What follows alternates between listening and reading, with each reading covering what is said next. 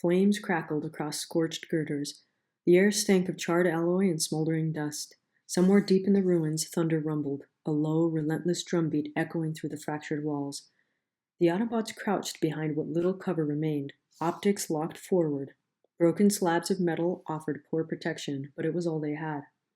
The floor vibrated beneath them, light at first, then stronger. Clawed footfalls. A low, primal growl rolled through the corridor, rattling the debris. Then it appeared, the Predacon. Massive and towering, its armor rippled like obsidian forged in flame, claws tearing grooves into the floor as it stalked closer. Breath steamed from its snarling jaw, yellow optics flared. There it is, R.C. murmured, weapon raised. Positions, Ultra Magnus ordered. We hold it at the choke point.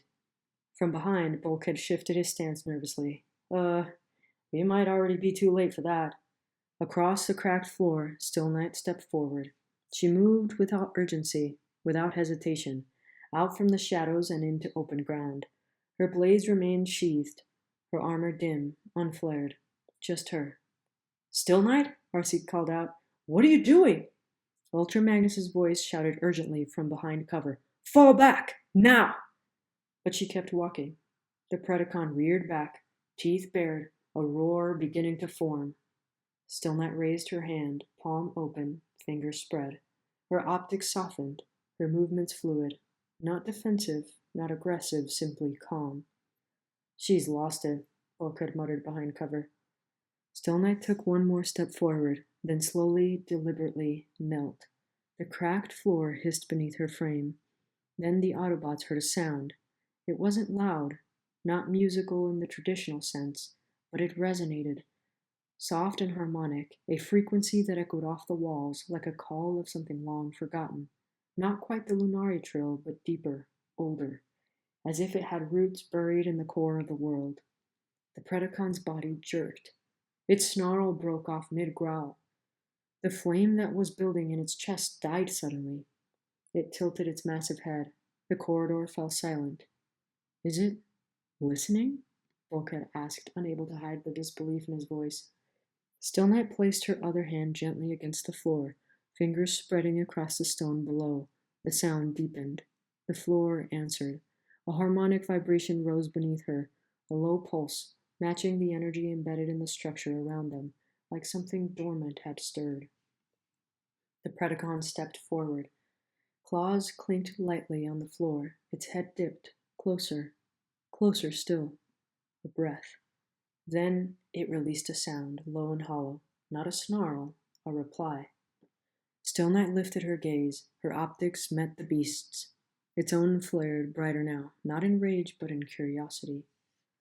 The creature circled her once, slow and deliberate, no contact, no sound but the soft tap of talons. Then, with a heavy shake of its plated mane, it turned and melted into the shadows, gone.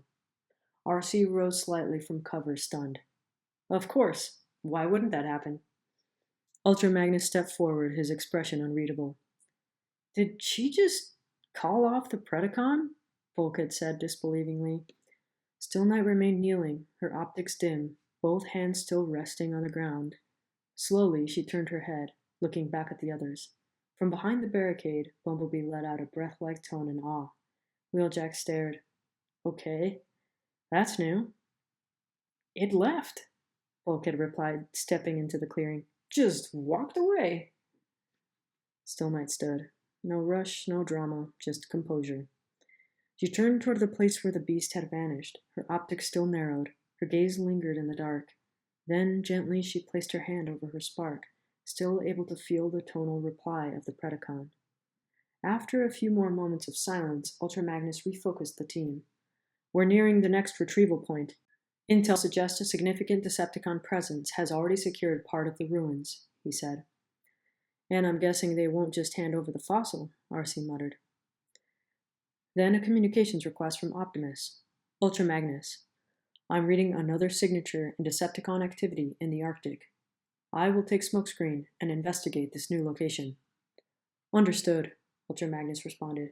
Let's move out, he said to the team. Stay tight. We've seen what's out there now, and we won't be the only ones hunting.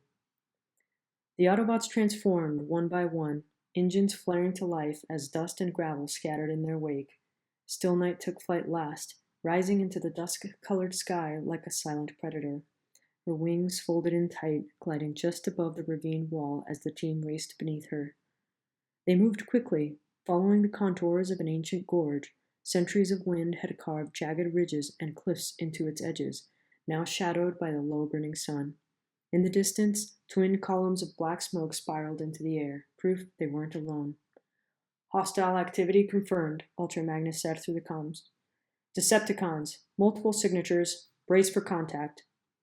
Ahead, the terrain narrowed into a rusted breach in the side of a long-dead refinery. Its interior had been hollowed out by decay and fire. Cracked girders jutted out like ribs. Blue glow pulsed from within, plasma bursts illuminating the corridor in rhythmic flashes. Then, the Autobots stormed the breach. The first wave of Veacons opened fire from elevated walkways, spraying fire down toward the advancing team. Wheeljack launched a grenade, detonating a support beam and sending half the catwalk crashing into the shadows below. Stillknight flew through the upper platform, her frame twisting through the wreckage with precise fluid motions. Her blades flashed once, twice, cutting down a trooper before disappearing into the dark above. Bumblebee and Bulkhead charged down the central corridor, offering suppressing fire. RC flanked left, using the debris for cover, picking off exposed targets with surgical accuracy. Then came the counterstrike. From deeper within the refinery, a second wave of Decepticons surged forward, heavier, more coordinated. Energy mines bounced along the ground, scattering them. RC rolled to avoid one. Bumblebee barely caught another in time to kick it away. "Fall back to the main corridor," Ultra Magnus ordered, pushing ahead to cover the retreat. He turned to lay down suppressing fire, only for a shock blast to explode near his right leg. The impact threw him sideways. His frame crashed into a load-bearing column with a resounding clang, then slid to the floor. His optics flickered, servos spasming. "Magnus is down!" RC shouted. Ultra Magnus was struck in the leg, his frame collapsing with a crash against the metal wall. He gritted his teeth and tried to push himself up, but the servos in his injured leg gave out. A barrage of plasma fire pinned the others down, locking them behind a fractured bulkhead. RC peered out. "We're not going to reach him in time." Then, a small cylinder bounced to a halt near Ultra Magnus. "Grenade!" Wheeljack yanked Bumblebee down just as the corridor lit with a harsh red glow. Ultra Magnus turned, covering his head with his arms. From the shadows, a figure broke cover, a flash of orange and black in the smoke and dust. Stillknight flew through the corridor in vehicle mode, straight at the explosive. She transformed mid-flight, scooped it up, and with the smooth twist hurled it back toward the Decepticons. Boom! The blast hit both sides. Debris flew. Stillknight was thrown backward, her armor slamming into the wall near the Autobots, with a sickening crack. RC and Bumblebee scrambled forward through the smoke to drag Ultra Magnus to cover. Stillknight pushed up from the floor and drew her blades. The light from them bathed the smoky corridor in orange. Then, she cut power. Darkness fell. From the Decepticons' positions, there was only the sound of humming energy, and the slow advance of two glowing blades. A knight's insignia shimmered briefly in the dark, silent, deliberate, and unmistakable. Panic. A Veacon trooper fired blindly. Another shouted, "Back! She's here!" Stillknight struck only the ones who raised arms against her. Fast, surgical, not one wasted movement. One trooper ran. She let him go. From behind cover, the Autobots watched in eerie silence. Wheeljack muttered, wide-eyed, "She's not even making a sound." High above, in the rafters, near a collapsed access hatch, Shockwave observed in silence. He noted every movement. He studied the night as she moved through the dark with absolute control. She could have killed them all. Instead, she made a choice. Calculated, controlled. Shockwave's optics narrowed, and though no one heard it, he offered a quiet word to himself. Stealth tactics. Noted. The lights flared back on with a soft whine. Stillknight stood at the end of the corridor, blades at her sides, expression unreadable. "Keep going," RC called from behind them. "We'll get the commander back to base." Stillknight gave a small nod, already scanning ahead. "So, now who's in charge?" Wheeljack said, only half joking. Stillknight glanced at him, blinked once, and turned to move forward. That was answer enough. As they neared a wide chamber, Stillknight halted, raising her arm. Wheeljack and Bulkhead froze behind her. She turned, held two fingers toward them, then pointed down to the floor. She tapped her audio receptors twice. Bulk? Do you speak Stillknight? Wheeljack whispered. Bulkhead squinted. I think she means stay here. Wait for her signal. Stillknight nodded. What signal? Wheeljack said, bewildered. She doesn't speak. Stillknight just looked at him. Then, with a flick of her wrist, she vanished into the chamber, the lights cutting out again as she entered. The chamber was wide, cold, and echoing with faint hums. At its center were the fossilized Predacon remains, suspended above a scan pedestal. Stillknight moved like a shadow, scanning and waiting. In the shadows above was Shockwave. Calculated, but ultimately ineffective, Shockwave said to himself. Stillknight entered alone. She didn't hesitate, but her optics moved constantly, scanning every alcove, every fluctuation in energy. This was no simple relic bolt. It was a kill box. Shockwave activated the trap. The floor flared to life. Electric current surged. Voltage coursed through her armor. Her systems convulsed in response, spasming microcircuits and briefly dulling spark output. As she stumbled, grappling tethers fired from the wall panels and wrapped around each arm and leg. A secondary surge traveled through the tethers and into her central frame. Her optics flickered. Her hands involuntarily released the blades. The knight's blades deactivated, fell, and fused to the chamber floor, bronzed and inert. Stillknight dropped to her knees, optics dimmed, body slack in the glow of the electrified seal. She knelt limp and disabled.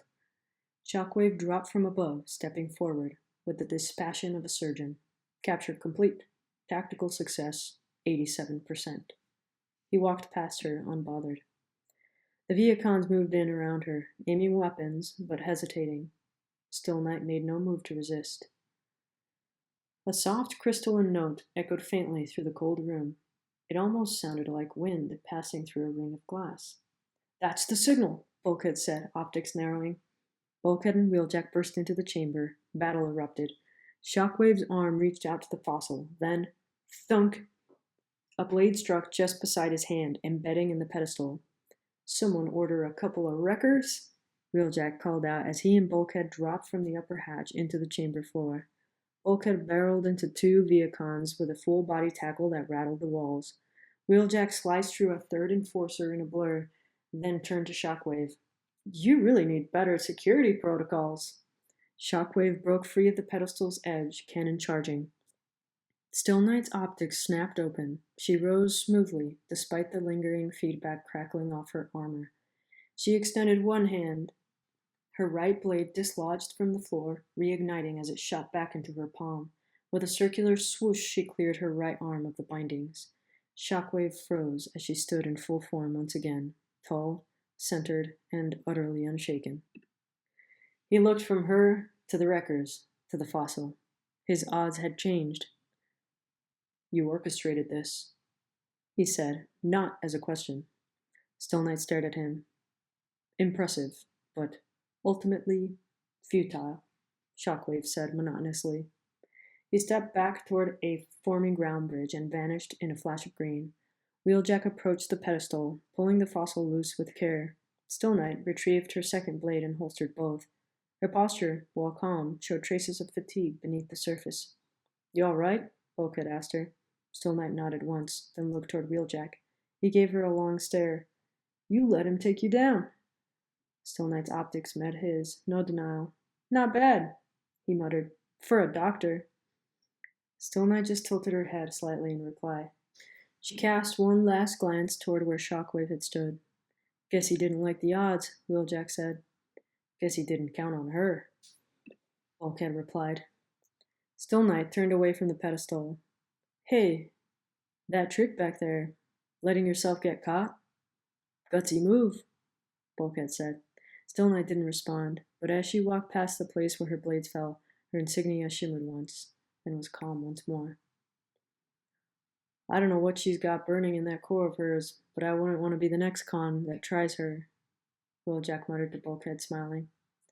You'd think they'd learned by now, Bulkhead said, grinning in return. Stillknight said nothing.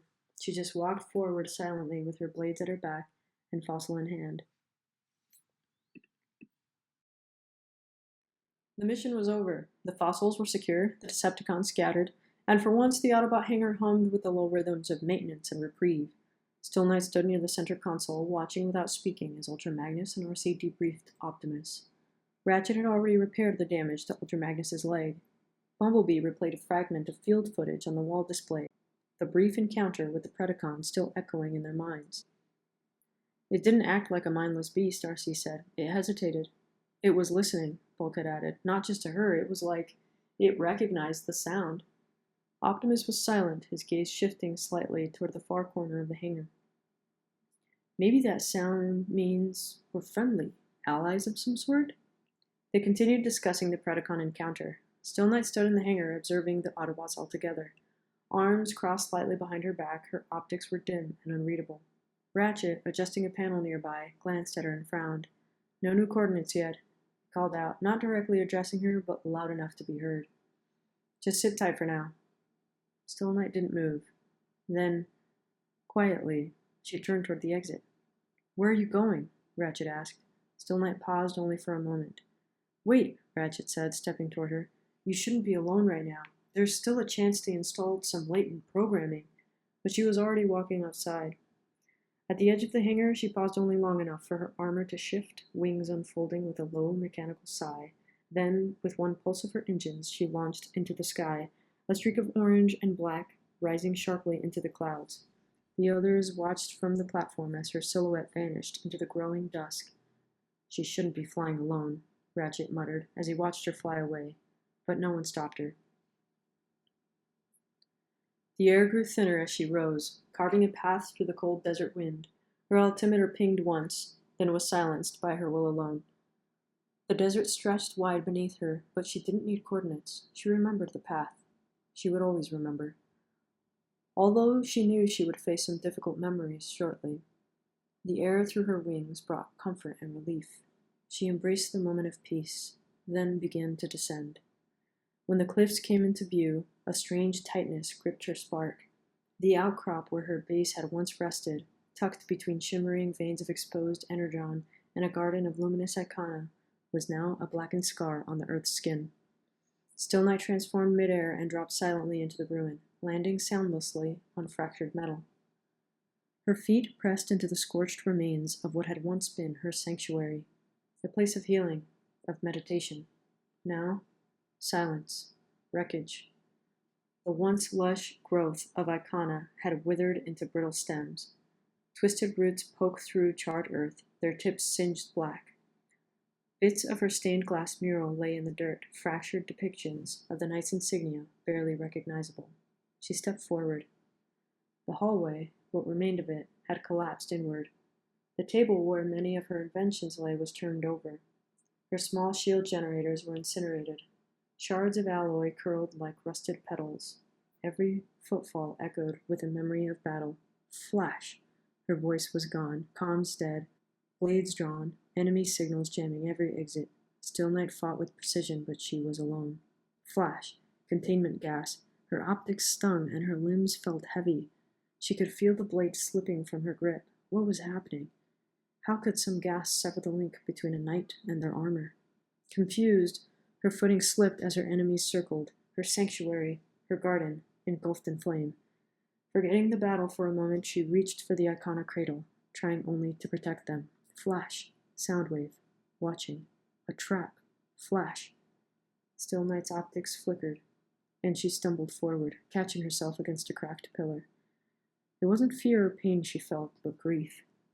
She stepped into what had once been her meditation chamber. The structure had collapsed partially inward, walls bowed and girders exposed. But the geometry of the space remained. A circle of cracked stone still marked the floor where she used to kneel, now fractured down the center. The knight's insignia had been scorched away, only the faintest outline remained, like an old scar too deep to fully fade. Stillknight moved forward, slowly, as if afraid the space itself might vanish.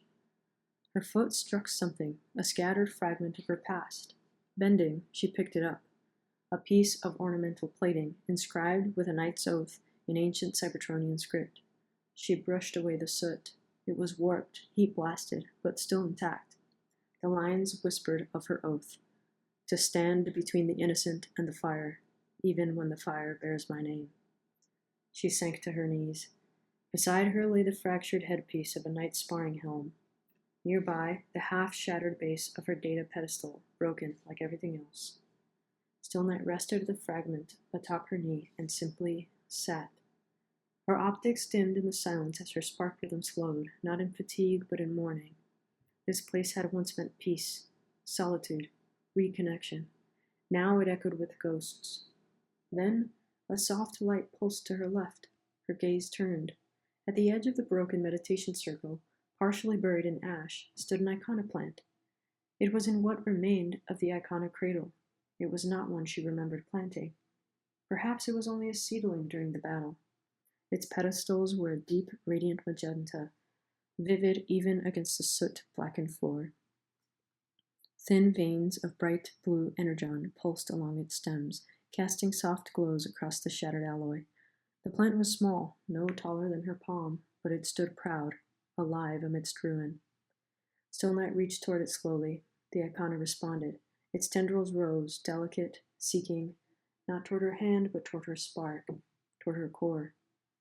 She froze, stilled as the light of the plant intensified. Stillknight offered a faint harmonic to the air around them, not the Lunaria trill, but something even more ancient. The tendrils bristled gently against her chest armor. Stillknight closed her optics. The connection was soft, not invasive, just acknowledgement, recognition. She didn't understand how it had survived, or why it had grown. In all the silence, it had reached for her. It felt as though the ancients were sending her a message. Her purpose was to stand between the innocent and the fire. She did so willingly, but the second portion of the verse of the oath was more challenging. Even when the fire bears my name. She knew that meant Soundwave. It was Soundwave that had done this with the Decepticons, and Stillknight sat in mourning, not only for the lost icona, but also for her lost brother. She had held on to a false hope that he may be changed, that she could show him the light, but that hope had come at a price, and at the sacrifice of the icona in her care. It had also almost cost the Earth itself once the Autobot base Omega-1 fell. The humans she protected, the icona, the Autobots, were all at risk, while Soundwave and the Decepticons threatened the planet she swore to protect. The grief began to shift into something resembling anger. It wasn't a loss of control, but instead the realization of what was to come. She was to stand against Soundwave. She was to stand against the Decepticons. Only by standing against them could Earth survive. She had her head bowed in silence, but now she opened her optics, looking fiercely forward, and stood. The time had come to stand for Earth as its guardian. Collecting the magenta plant and the remains of the oath that spoke so clearly to her, she transformed once more, leaving the hope that her brother might leave the Decepticons behind.